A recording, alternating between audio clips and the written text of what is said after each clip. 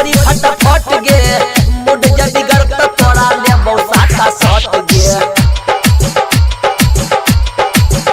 हे बे कमर हिला के नचा गोरी फटाफट गे मुड जल्दी गड़ता तोड़ा ले बहुत साटा सट गे जान मार दै छ हमर तनी मुस्काई के मुड कर रखने रहो सीना से लगाई के पेनी फाइल दबोगे छोरी छेनी सटाई के पेनी फाइल दबोगे छोरी छेनी सटाई के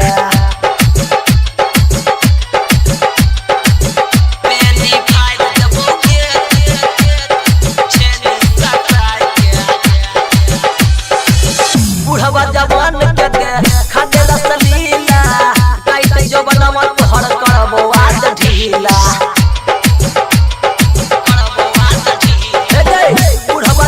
खादे रसलीला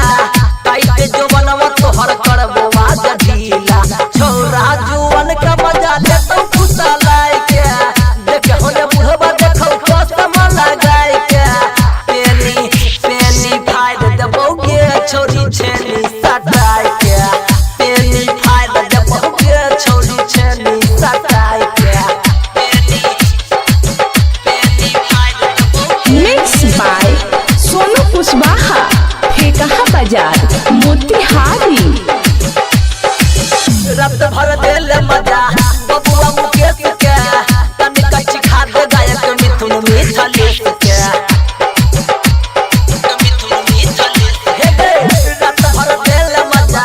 बबुआ मुकेश के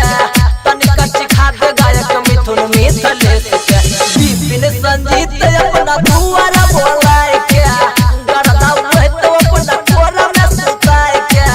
पेनी फाइल दबोगे छोरी छेनी सटाई के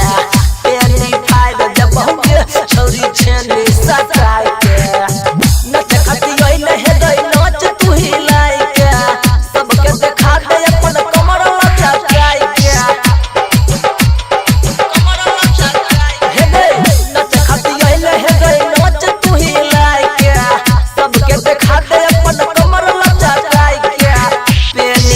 पेनी फाइल दबोगे छोरी छेनी सटाई के